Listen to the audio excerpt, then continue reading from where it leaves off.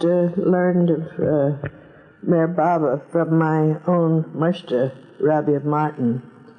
You see, Sufis have always known that about the spiritual hierarchy, and she felt very anxious to discover the Kutab, or the Kutab-i-Irshad, as we call him.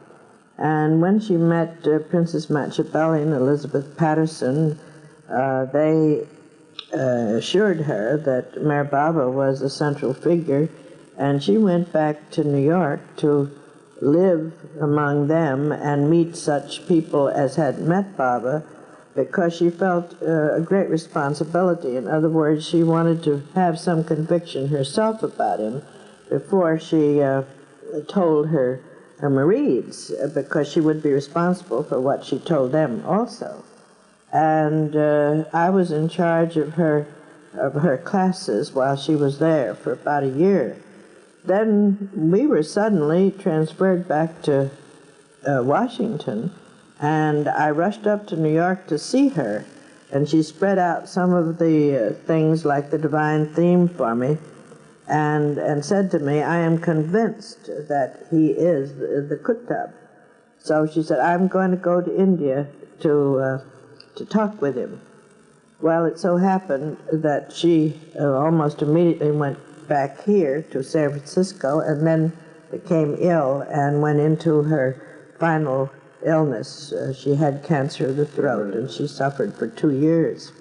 Just before her death, she had told me that I had to be the head of the Sufi order and initiated me as the Murshid. This rather appalled me, as I was a very busy woman. I was living in Washington and had not entered into the Sufi studies with any idea of ever running an order. And I was very dismayed. When she passed away, I received her wishes and so forth through the mail also, and I just didn't know what to do. And initiated me as the Murshid. This rather appalled me, as I was a very busy woman. I was living in Washington and had not entered into the Sufi studies with any idea of ever running an order. And I was very dismayed. When she passed away, I received her wishes and so forth through the mail also, and I just didn't know what to do.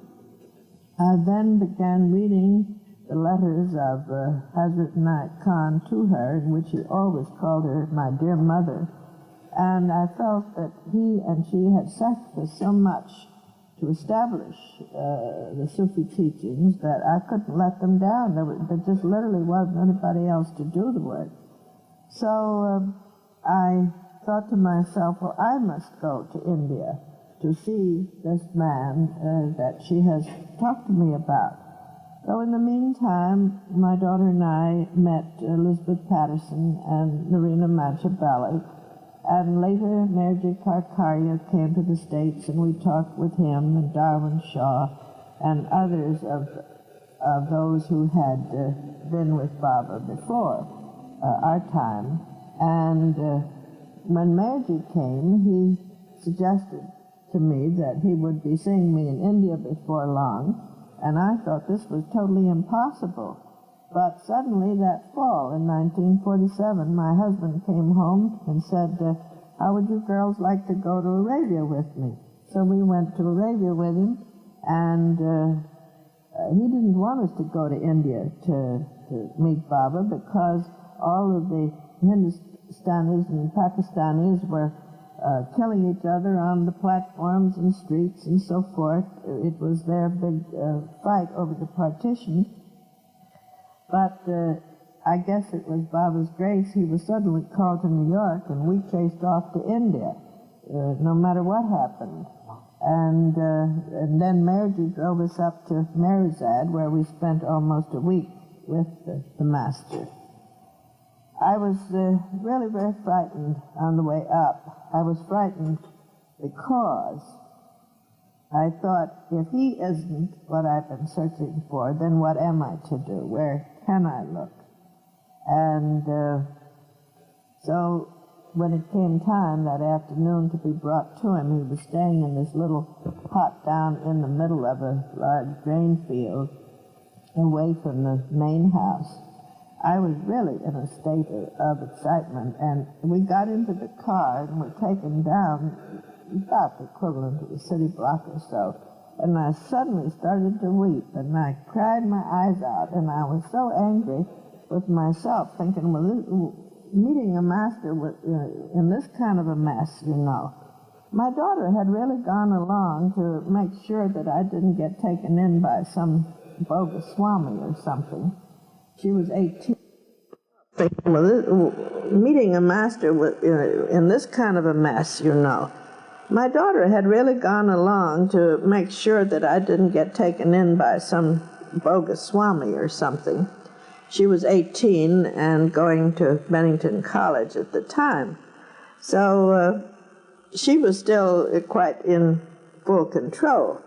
And we were ushered into this one little room, and the only furniture in it was a gadi up at one end, on which Baba sat in the lotus position, as I remember, and he had this great bush of brown hair, curly hair all over his shoulders, and to me his eyes looked as big as moons, and I could have fallen right into them.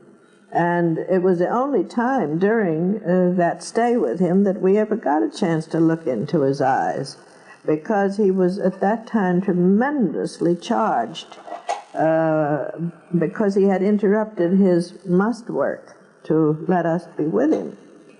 And so there were two little tiny benches there in the room, and Sharman and I sat down on one of those. And he motioned to me to come up and sit on the corner of the gadi with him. And he said to me, "You're confused. What are you confused about?" Well, I had the feeling that I was just a pane of glass to him, and he knew perfectly well what I was confused about, but apparently I had to tell him. So I said to him, well, I said, you see, Mr. Martin has made me the Murshid of the Sufi order, and I don't feel that I'm qualified to be the Murshid, and I don't want to be a spiritual poseur and handle people's souls, and I've come to you to get help to know what in the world to do. And Baba was very pleased, and he slapped his knee like that, and he said, "Good, you're honest. Now, as long as you remain honest, I will do your work for you." He said, "I will save you from taking on the karma of those who come to you, and I will save them from your making any mistake with them." Well, at that moment he looked at my daughter and he just said, "Innocent." And with that she burst into tears, and she's been his slave ever since. It was really very sweet to see it. Well, the next day and the next day we had various talks, and I was hoping, of course, that he'd find somebody else to run the Sufi order. I knew that India abounded in saints and so forth, and I said to him, you know, Baba, I never had any idea of running a Sufi order. I said the only thing I ever wanted to do in life was to sing. And with that, Baba, it was as if he shifted gears and he wasn't even with me. And he took his hat, Sufi order. I said the only thing I ever wanted to do in life was to sing. And with that, Baba, it was as if he shifted gears and he wasn't even with me. And he took his hand and he traced it down like this, and he said, I sing down through the ages. I sing. And then he looked at me and he said, but this is what you have to do. He said, this is your destiny. Singing was not for this lifetime. And it is for that reason that I have drawn you here, to be with me. Now, I want you to put this Sufi order on a safe and sane and stable basis, and it must be so sure that it will last for another 600 years until I come again. So the days passed, and we had many conversations, and as my daughter said, he pulled out all the stops of the organ. He had us weeping and laughing and joking and everything, every human emotion that we could go through. I was really very ill at that time. I had all sorts of glandular troubles. I had neuritis. I was taking pituitary things and thyroid things. I couldn't name it. I had a regular medicine cabinet with me. And when Baba started telling me all that I had to do, I was just absolutely appalled. And I said to him, how can I do all that with this machine? And it was really rebellion. And Baba looked at me, and when I look back at it now, I know that he was sort of wondering or considering whether or not I was asking him for some sort of healing. But actually, such a thing had never occurred to me. I mean, I didn't know that masters healed and so forth. I didn't know that much about what they did.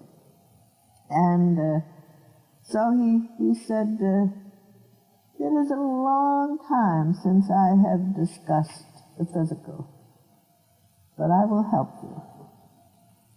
So, of course, to me this meant, well, he'll see to it that I get people to work with me so it won't be so hard on me. But the next day, as a matter of fact, that evening, he sent word to us and he said, tomorrow I want you to not talk about anything serious like politics or God. And the next morning at breakfast, I was having breakfast with Norina and Elizabeth and Dr. Duncan. And the next morning at breakfast, I was having breakfast with Norina and Elizabeth and Dr. Duncan. And Sherman and I, we all sat in the garden and ate very early in the morning. And for some reason or other, something came up about war. And suddenly Goher rushed from somewhere in the garden and said, looked at us reprovingly and said, Baba said, you must have forgotten his instructions. Well, of course, we all were very abashed, and presently she came again and said, you're to come over to Mara's house where Baba will see you. So we went over there, and Mara and the girls were gathered, and also Elizabeth and Norina and Sherman and I. And it was a long oval table which intervened between where Baba was sitting on a sort of sofa, and we were sitting on the other side. So he then asked us to tell him some jokes. Well, jokes, you know, at 8 o'clock in the morning, with nothing to provoke them, and trying to tell them to someone whom you knew the answer before you could get to it, that is the punchline, it was really quite a trial. And we scrambled around, you know, in our brains trying to bring forth something funny to tell him, which we succeeded in doing, and he got us all very merry with these jokes. And then he said to Mara, perhaps Ivy would like to see your pictures. So Mara went and got a whole slew of photographs and snapshots and laid them on the table. So I got up to look at these pictures, and just as I did, something hit me right in my heart. And it was just as if I'd had a javelin thrown at me. I've never been so shaken up, and I felt as if my heart was going like this. And I dropped into the chair, and I started to weep violently. And Baba crossed the room. I couldn't see him, but my daughter told me afterwards, and he stood behind me, and I realized that he was there, and he kissed the top of my head, where, of course, the pituitary gland is, and that's your general motors. And then he told Charmin to take me back to the other house, which she did. And I began feeling like I had a sort of a low-grade flu, and I had that for a couple of days, and suddenly realized that I was perfectly all right and felt wonderful. And when I got back to the States, I just threw out all the medicines. I went to the doctor to be examined because my husband insisted on it, and found that my blood pressure had gone from 90 up to 115 in 52. And I was so shocked to see him at that time because he was so different. You see, when we saw him, he had allowed himself to put on weight and get... And everything about me was perfectly all right. So, although Baba always claims he doesn't do any miracles, I know that he does. That is, they're miraculous to us. They're not miracles in one way because he can do anything. And he says, I asked him this question, and I put the answer to this whole business in the book Beings, which was entirely composed of questions, his answers to questions that I gave him. And in that he explains that as the avatar, he handles all these great supervening laws which are above our gross laws, and therefore anything he does is not a miracle, but if we tried to do it, it would be a miracle.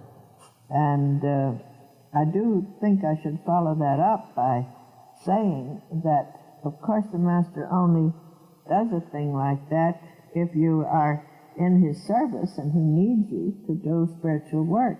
I mean, his healing would have to be a spiritual healing, you know, and not just a physical one.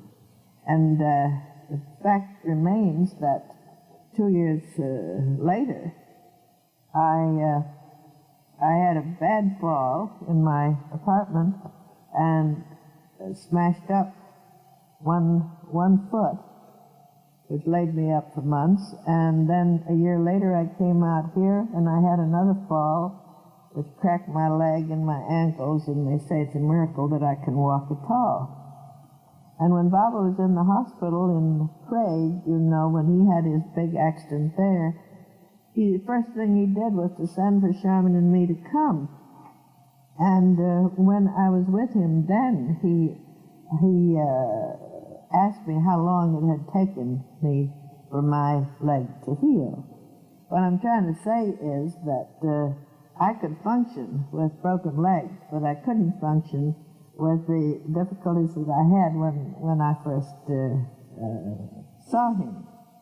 Then, of course, after 47, I didn't see him again until he came in 52 to Myrtle Beach. And we've had a little joke about it because when we came back from that first trip, somebody asked me, what did Baba look like? And I said, well, he's about 6 feet tall, and he strides like a lion. And my daughter looked at me, she said, what are you talking about? I said, well, he is. Why, Mother, he isn't any taller than you are. I said, you're crazy. And this went on until we saw him again in 52. I must have seen his light, you'll see, or something, because to me he was 6 feet tall until it came in 52. And I was so shocked to see him at that time because he was so different. You see, when we saw him, he had allowed himself to put on weight and get rather in 52. And I was so shocked to see him at that time because he was so different. You see, when we saw him, he had allowed himself to put on weight and get rather stout, in a sense, because he knew he was going to have 2 years of starvation and wandering and so forth. And so when we saw him in 52 and we were taken into the cabin there, he said, don't you think, we began to cry, and he said, don't you think I look well? Everybody says I look fine. And of course, Baba had always said we had to be absolutely honest. And I said, well, no, Baba. And we could see how hard the new life had been on him and what a toll it had taken. Yes. So then in 58, we were transferred, my husband and I, out to San Francisco. And so I was glad to be back where we had started. And to go back to 1952, there was an amusing little thing which happened. I had asked my husband to come to Myrtle Beach to meet Baba and pay his respects, and he had promised to do so. But I knew that he'd had to go on a business trip to Florida, and I was getting a little nervous as to whether or not he was going to make it in time. And Baba, of course, realized this, and so he kind of teased me, you see, and he said, you love him very much, don't you? And I said, yes, Baba, I do. And he looked at me, and he said, if you only knew how many husbands and wives you've had down through the ages, you really wouldn't worry that much about this one. I often tell that when people get into disputes and things. But in 1958, as I said, we came back here, and we had a small Sufi center down on 406 Sutter Street, just three little rooms, and I was getting very disconsolate because it seemed to me as if we weren't going to grow. In 1952, Baba had said to me, next year there'll be thousands coming to you. And I kept waiting for these thousands, and just nothing happened. Well, Joe Harb and Dr. Heyman went to India at one time just before this, and Baba asked how I was, and Joseph said to him, well, I think she's a little troubled because she works so hard and doesn't seem to get too many results. And Baba stopped dead in his tracks and said, well, but she can't. It isn't the time. So then he wrote me a very sweet letter and reminded me that he wanted the Sufi order to last for 600 years, and that if a tree was to grow very tall and big, it had to have very strong and deep roots. And the same thing held true with the order, that what we had been doing was putting down roots.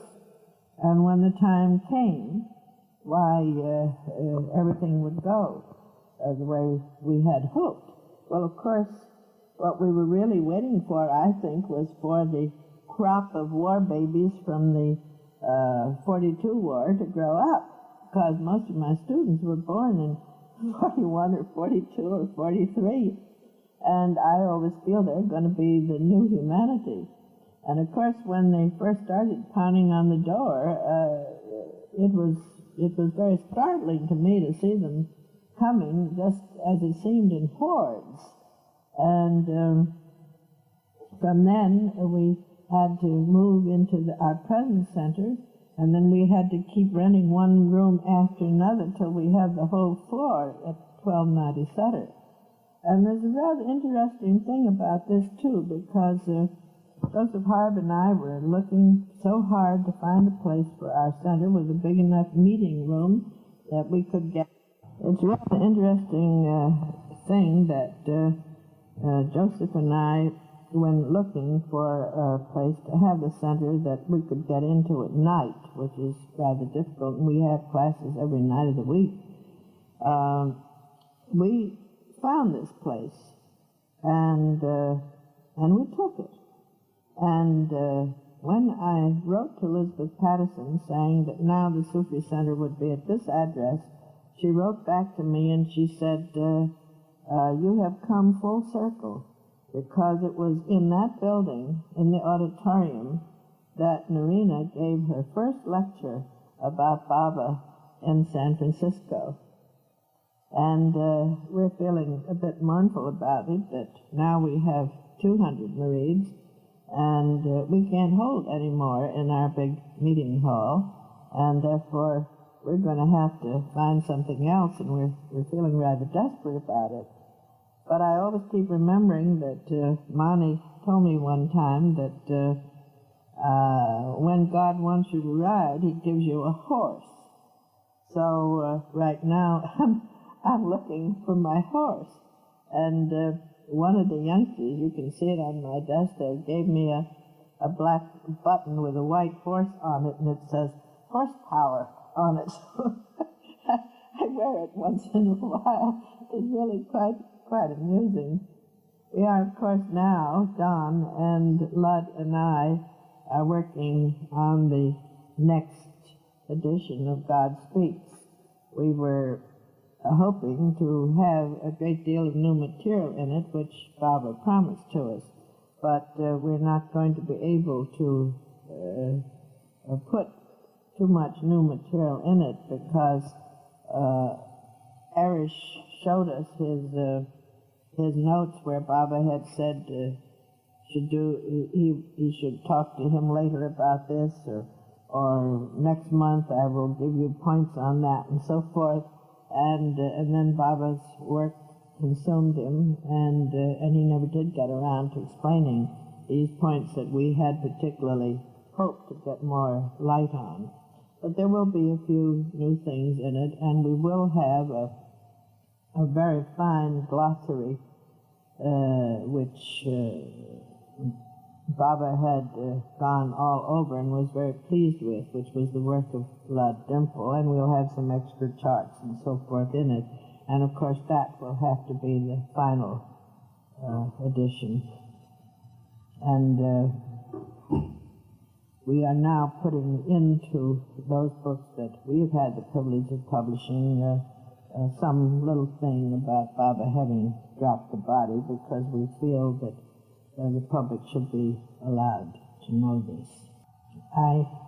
One could talk for hours, things keep springing up in your mind.